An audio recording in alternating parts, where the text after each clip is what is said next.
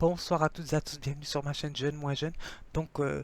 Ce soir je vais faire une vidéo sur la douleur. Donc voilà, à partir de mon concept idée découverte et des plagiats.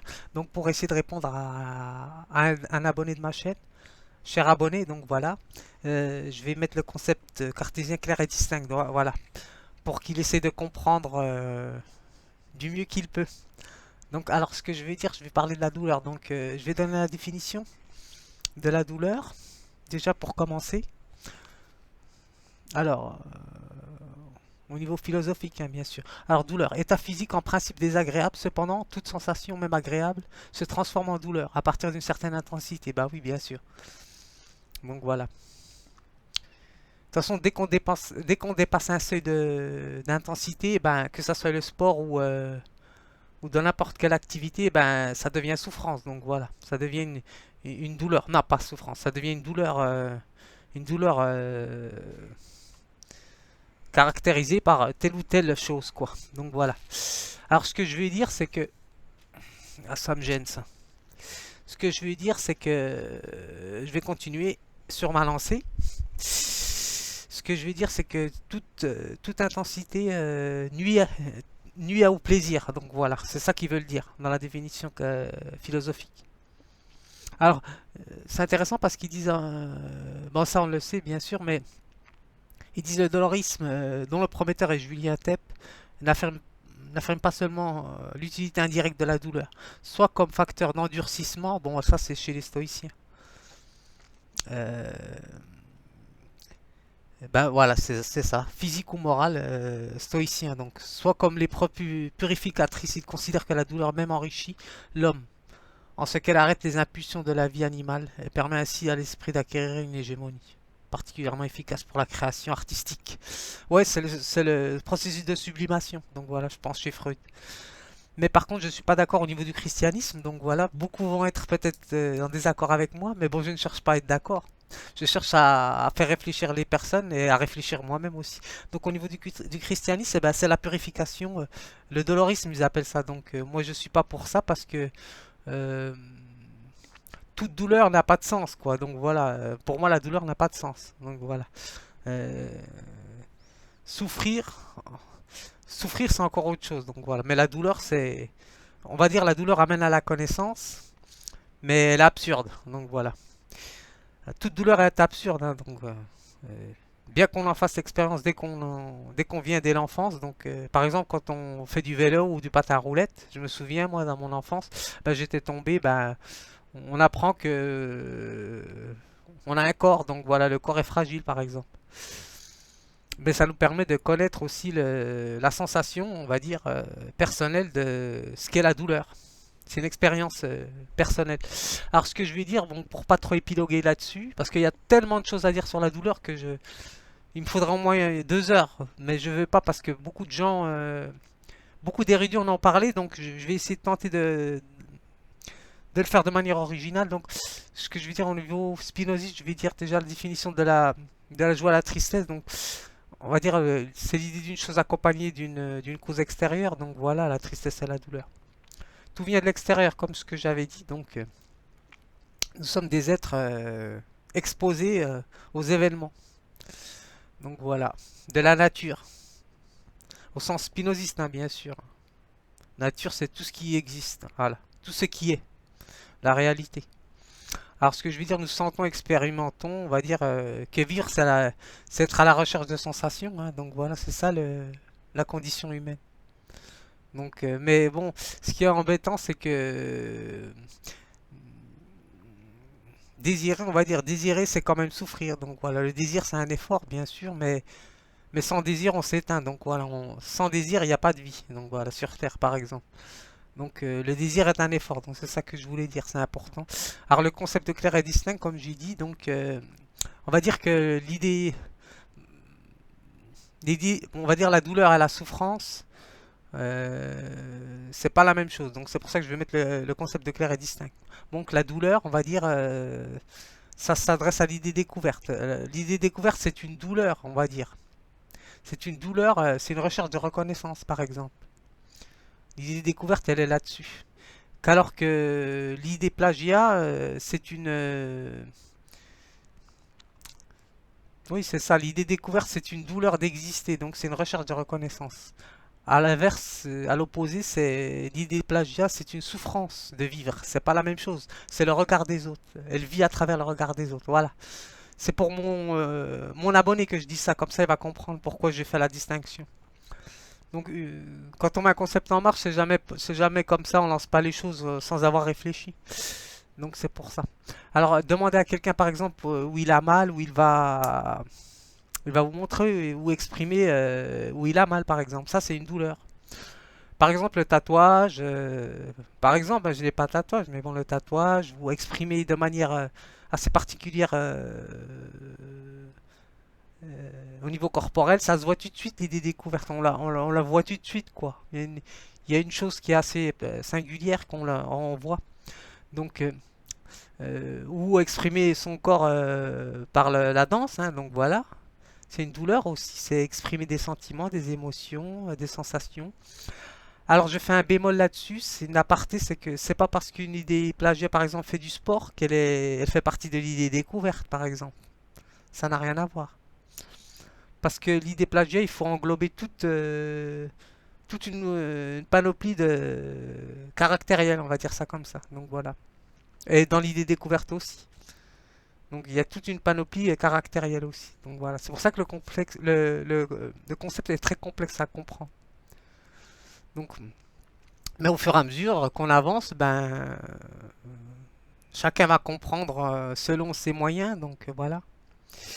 Ce que je veux dire aussi pour pas trop m'égarer donc dans mes pensées. Alors, ce que je vais dire, c'est que, par exemple, demander à une personne de quoi elle souffre, on va dire c'est l'engager à parler d'elle. L'idée plagiale, elle peut pas parler d'elle.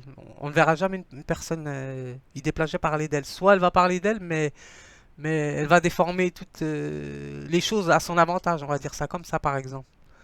Donc voilà, c'est pas vraiment se dévoiler au niveau de ou jouer avec les sentiments aussi. Donc voilà, il y a toute une stratégie hein, parce que l'idée plagiat est très intelligente. Donc voilà, c'est équivalent à l'idée découverte, hein, l'idée plagiat, mais son mode de fonctionnement est différent. Donc voilà, c'est tout. Donc tout être humain a une valeur. Donc voilà, c'est ça que je veux dire. Donc, bon, l'idée découverte, elle a pris conscience de ça. Donc, alors, ce que je veux dire, c'est que exister, c'est rechercher des sensations fortes, par exemple. Et contrairement à l'idée découverte, qui, elle, en général, l'idée découverte a plus d'émotions, donc elle les exprime. Donc voilà, que ça soit par le corps, comme j'ai dit, par le sport, euh, par sa gestuelle, par sa voix, l'intonation de la voix aussi, on le voit bien. Donc voilà. Alors que l'idée plagiat, elle va investir ses émotions de manière à plus structurée, donc elles sont inhibées ou contrôlées. Donc voilà. Elle sera dans un schéma, on va dire, des désirs plus élevés, d'où le côté insatisfaction intemporelle, par exemple. Car un désir appelle un autre désir, donc voilà, je vous apprends rien là-dessus. C'est sans fin le désir, donc voilà. C'est souffrance, désir c'est souffrance chez Platon.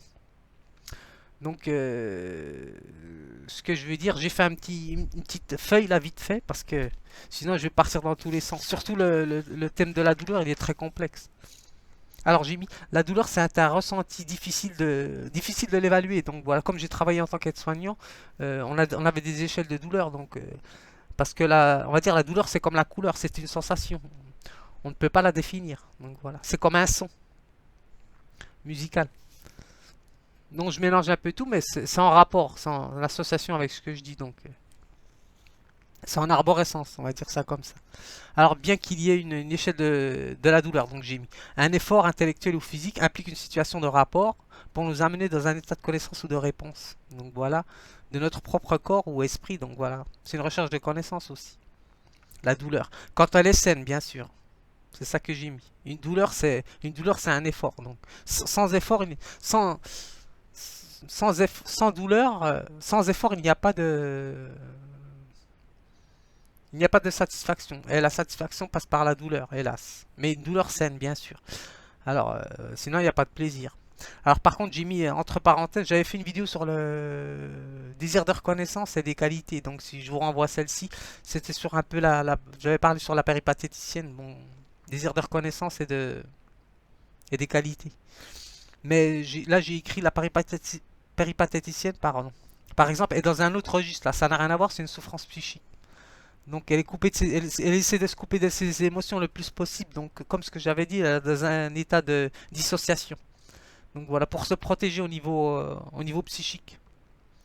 Voilà, on va dire le cerveau disjoncte de manière structurée et naturelle selon son fonctionnement. Mais ça n'a rien à voir. Mais je vais pas mélanger tout. Donc voilà. Alors ce que je vais dire, c'est que alors la douleur. La douleur s'oppose à la souffrance comme la connaissance intuitive. Au savoir, bah, cartésien, donc c'est l'idée plagiat, hein, donc voilà. Alors la connaissance, c'est les idées découvertes, c'est les intuitions. Donc alors j'ai mis, regardez, j'ai mis le savoir et pouvoir, et la connaissance est de l'ordre de l'imitation, de l'initiation, pardon. Alors le savoir et pouvoir, c'est pas la même chose. Alors on va dire la connaissance est de l'ordre de l'initiation, comme j'ai dit, c'est l'idée découverte par exemple. Sensations, sentiments, émotions, expérience, instinct. Tout ça est exprimé donc voilà, de manière assez voyante, quoi, sans se faire de jeu de mots. Donc voilà, assez instantané, quoi, spontané. Avec l'expérience, tout ça, l'idée découverte, elle met en place toute une panoplie. C'est même pas qu'elle met en place, elle fonctionne de cette manière. Donc avec ses sensations, sentiments, émotions, expérience, instinct. Donc voilà. Alors que l'idée plagiale est structurée, elle a reçu une culture, hein, euh, une bonne éducation, comme ce que j'avais dit, elle est diplômée. Donc voilà. L'idée plagiat, j'ai mis, comme elle a reçu dès la naissance un apprentissage des inhibitions émotionnelles, elle voit moins les choses ou les personnes que les parties à en tirer. Donc voilà, c'est pour ça qu'elle est beaucoup dans le je te prends mais je te donne rien en retour. Donc voilà. C'est pas elle qui a décidé comme ça, mais c'est son mode éducatif, son apprentissage qu'elle a subi, on va dire ça comme ça. Alors, elle n'est pas dans le sentiment, elle ne fait pas de sentiment, c'est ça, c'est ce que j'ai dit. Donc la souffrance est liée, là c'est pour l'idée plagiale, la souffrance est liée à une fixation, une cristallisation de la pensée. Donc voilà, je pense qu'elle fonctionne comme ça.